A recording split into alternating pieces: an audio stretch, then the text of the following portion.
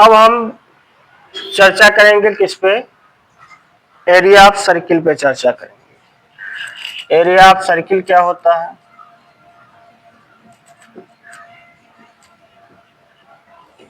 Area of circle का formula आप लोग जानते ही है, पाई आर स्क्वायर होता है। ये आया कैसे, इसके बारे में हम आपको बताते हैं।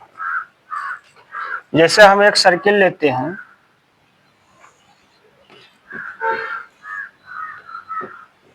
फिगर बहुत अच्छा नहीं बन रहा है, फिर भी समझाने के लिए जो भी हम बना रहे हैं इसको देख लीजिए, क्योंकि बात अपनी हम समझा सकें, बहुत फिगर मायने नहीं रखता।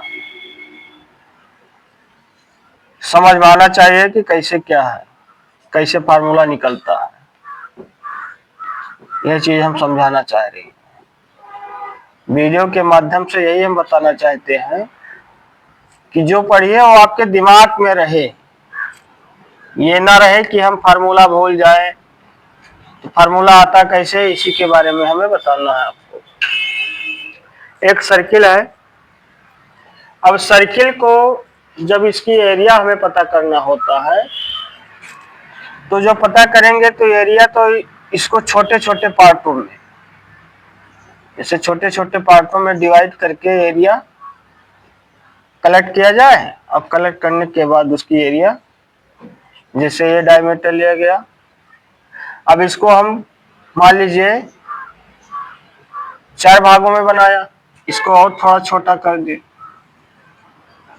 ऐसे बना दिया, इसको और छोटा कर दे,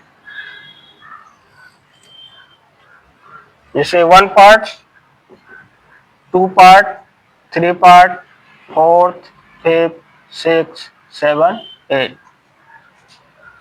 अब 8 पार्ट में इसको हमने कन्वर्ट किया।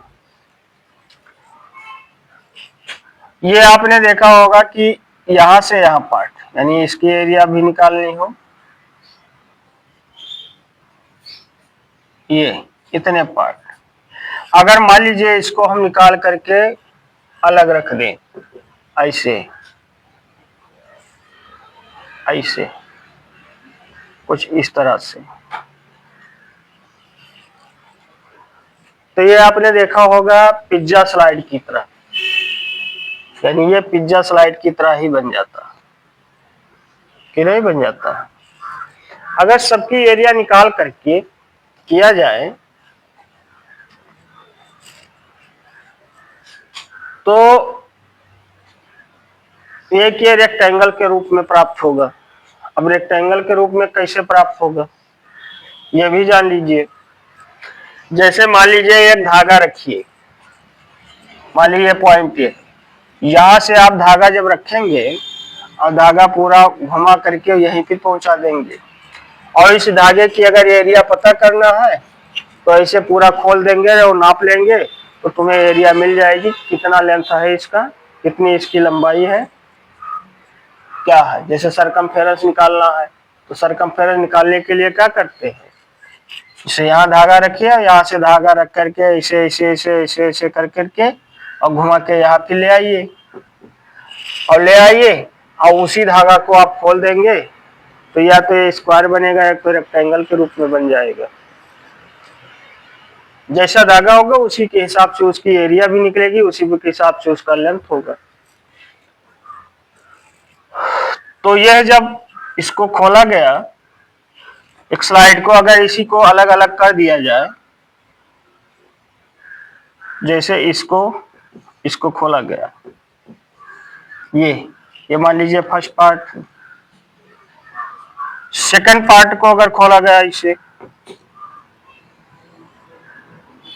ऐसे, ये सेकंड पार्ट हो गया, ऐसे थर्ड पार्ट को खोला गया,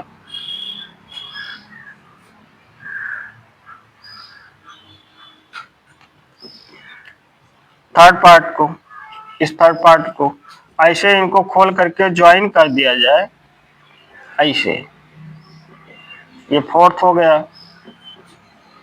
ये फिफ्थ हो गया,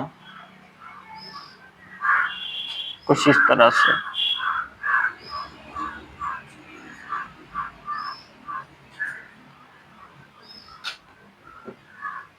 ये फिफ्थ हो गया।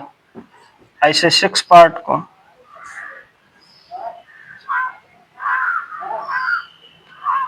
ऐसे 7 पार्ट,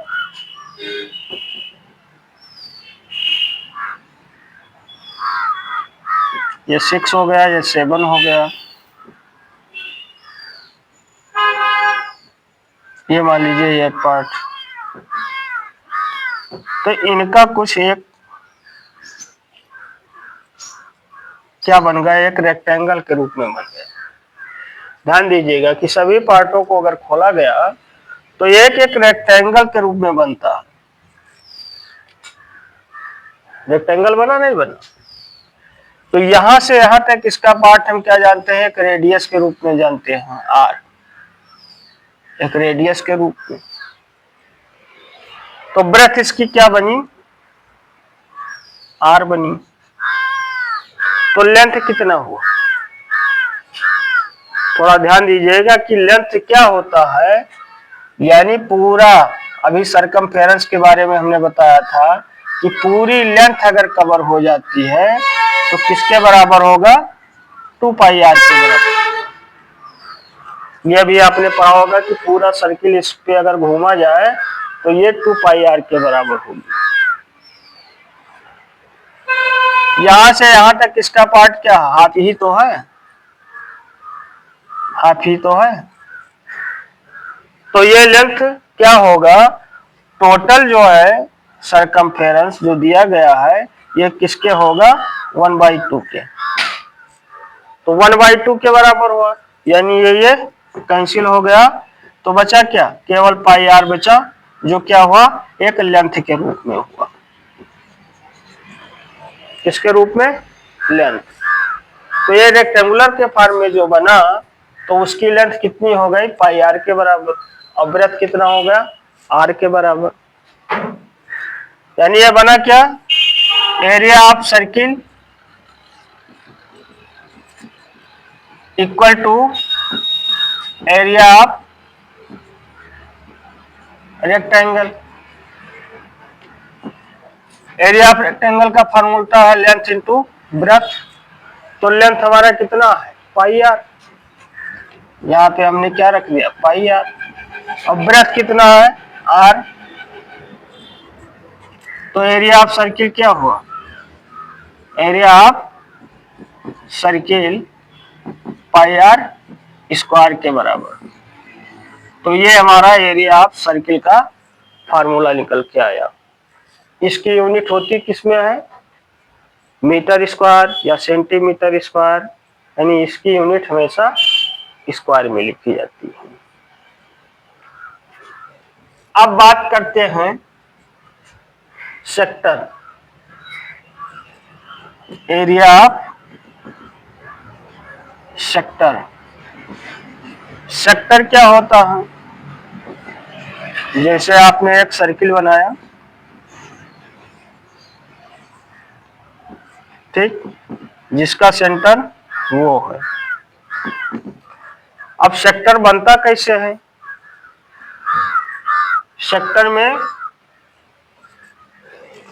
2 रेडियस लेते हैं, 2 रेडियस और एक आर्क, लेंथ ऑफ आर्क, यानी एक कर्व, ये इतना, इसको ये मान लेते हैं, इसको बी मान लेते हैं।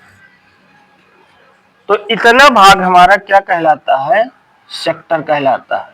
और ये कौन सा सेक्टर होता है, माइनर सेक्टर होता है। ये माइनर सेक्टर होता है। ऊपर वाला जो भाग ये वो होता है, ये होता है मेजर सेक्टर,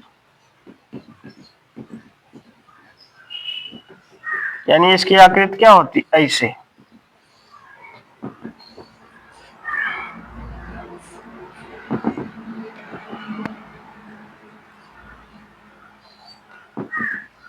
इसकी आकृति ऐसे होती है।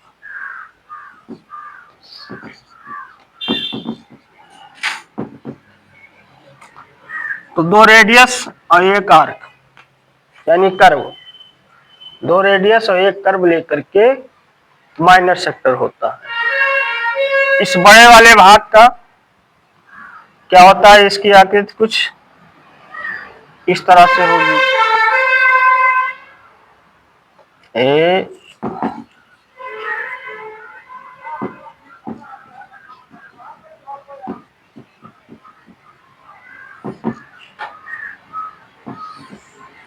कुछ इस तरह किया है। तो आप समझ गए कि मेजर सेक्टर क्या है, माइनर सेक्टर क्या है। अब इसकी एरिया का फार्मूला हम कैसे निकालते हैं, इसको हम आपको बताते हैं।